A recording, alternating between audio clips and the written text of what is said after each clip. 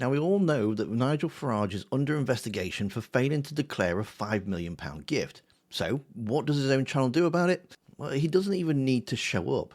gbnews runs clips of him on screen while Jacob Rees-Mogg and Nadine Dorries spend 10 minutes calling the people investigating him a kangaroo court on the channel that pays him and the channel that he holds shares in. There's no pushback, there's no opposing voice, it's just two of his mates doing his bidding for him. Here, watch this. Is Nigel Farage facing a kangaroo court? The Parliamentary Standards Commissioner is investigating whether the Reform leader failed properly to register a £5 million present from cryptocurrency businessman Christopher Harborne, received before the 2024 general election. Okay, so there we go. There's the sales pitch. A parliamentary standards investigation dressed up as a witch hunt on the exact channel that pays the man being investigated. So let's get into actually who's on trial here and who's really judging who. The facts, well, they're not really that complicated. Farage received the £5 million gift from cryptocurrency businessman Christopher Harborne before the last election. MPs have to declare financial interest within 28 days, and he didn't. The Parliamentary Standards Commissioner opened an investigation, so Farage resigned his Clacton seat, triggered a by-election, and won it back on the 13th of August. And under Commons' own procedural rules, the investigation just resumed automatically the moment he was re-elected. So it was a completely pointless and absolute waste of taxpayers' money. So there's no conspiracy there at all. But that's not how he gets told on his own channel. The Commissioner's office sent Farage a routine email confirming the investigation was continuing, and gbnews turned it into a plot so thick with conspiracy it could have been one of Dorries' own books. I thought it was quite extraordinary, and I agree with you, obviously. I thought it was quite extraordinary that the Standards Commissioner chose to send the email at 9 a.m, 9:16 it was actually that he sent the email to Nigel, and the next day to let him know that the investigation was continuing. Of course it was continuing. An email landing at 9:16 is apparently proof of a stitch-up. Or you could say proof that civil servants just work office hours. The theory only holds up if you ignore that the investigation was always going to resume. Farage's team knew it, Dorries admitted Farage knew it, and yet somehow the email itself becomes a scandal instead of the £5 million. Then it gets personal. Not personal about Farage, personal about 7 people who aren't MPs, who aren't public figures and didn't sign up for this. The 7 lay members come from a classic public sector quangocracy.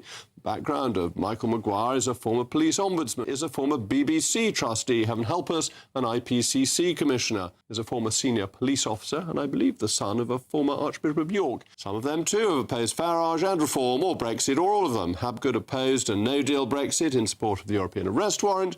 This brings their legitimacy into question, as it seems to me it would be entirely improper for people who have not been elected to try to prevent Clacton from having the representative it has now chosen twice, who are threatened by everything Reform stands for. So inevitably they'll be hostile to Nigel and can be expected to make kangaroos look respectable.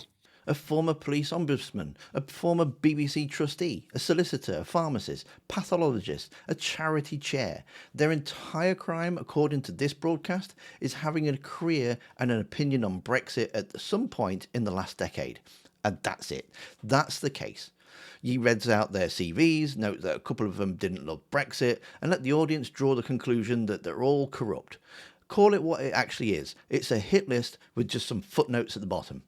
And here's the part that gbnews doesn't mention. Due impartiality isn't optional for a broadcast licence. Ofcom's already sanctioned this channel for exactly this format. Friendly host, aligned guest, zero challenge. Richard Tice got this same treatment on the immigration segment in 2023 and Ofcom ruled against it because the guest wasn't challenged, and the participants' view were too similar to count as balanced.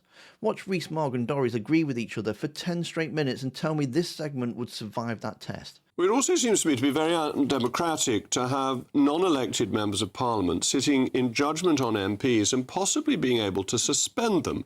Clacton, whether this is a good thing or not, has voted for Nigel Farage now twice. And people who've never been elected suggest he should be suspended from Parliament or to have the power to do that. Even the power to suggest he be expelled from Parliament seems to me to be unconstitutional. I thought it was quite extraordinary, and I agree with you, obviously. And you'd think, given all that, gbnews would at least try to look impartial, but they just don't bother. The video is actually titled "Extremely Hostile to Reform, Questions Raised Over Impartiality of Nigel Farage's Investigation." They even put the word impartiality in quotation marks on a broadcast that features precisely 0 opposing voices to accuse parliamentary process of the exact thing their own segment is doing to it. This is a channel so confident enough to know nobody's ever going to make it answer for this. Probably been around Westminster a bit longer than you, Jacob, but it also reminds me of the way Ian Duncan Smith was also stitched up and removed as Conservative Party leader as well. I don't know how many of your viewers will remember Betsygate. And it's becoming ever more apparent that the tools of Westminster, the institutions of Westminster, are now being used for the 3rd time to remove Brexit-supporting leaders of the centre-right. Happened with Ian Duncan Smith with Betsygate. Of course, he was found completely innocent, but the process took 14 months. Nadine Dorries comparing this to Ian Duncan Smith is doing a lot of work to avoid the actual comparison, which is Boris Johnson's Partygate inquiry. And, funnily enough, another case Dorries thought was a stitch-up. Every process that finds against a Brexiteer becomes a kangaroo court. And then we get to the money. Since becoming an MP, Farage has declared £585,000 in fees from gbnews. His holding company's stake in the channel went from 300,000 shares to 500,000 shares in October of 2024. He doesn't need to be in the studio defending himself. He's paid by this channel and holds shares in it, and it's doing the defending for him. And not 1 second of this broadcast discloses that to the viewer. You know, Jacob, I once sat in front of that committee myself. It must have been maybe 15 years ago. And I have never sat in front of a bunch of people who were more disconnected from politics, let alone Westminster, from politics itself. They had no idea how politics worked. And not only that, they had no idea how the world worked. No. And I'll just give you an example to demonstrate that. I don't have time, Nadine, so I'm sorry to say we won't get your example, but thank you. It's such a pleasure to talk to you, as always. 15 years ago, apparently. Dorries doesn't get to finish that anecdote because Rees-Mogg cuts her off because they're out of time, but the framing's already landed, and that's the format. Insinuate, don't substantiate, move on before anyone can ask a follow-up question. Compare that to the actual complaint against Farage, a dated gift, a 28-day rule, and a missed deadline.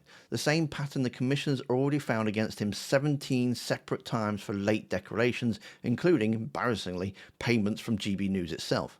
The man calling the process a kangaroo court has been found in breach of the actual rules more time than most MPs manage in a full career. This is what reform accountability looks like when reform mates control the microphone. Compile the CVs of 7 civil servants nobody's heard of, question their motives, skip the paperwork trail that got Farage here in the first place, and call it journalism. It isn't. It's his own channel marking his own homework for him, all live on TV without him having to say a word. And the betting is his audience won't check the register of interest either. And to see Leila Cunningham completely disown one of her own party policies within hours of it being going live, then you need to watch the video that's on screen now. Thanks for watching. Don't forget to hit that like button, and I'll see you next time.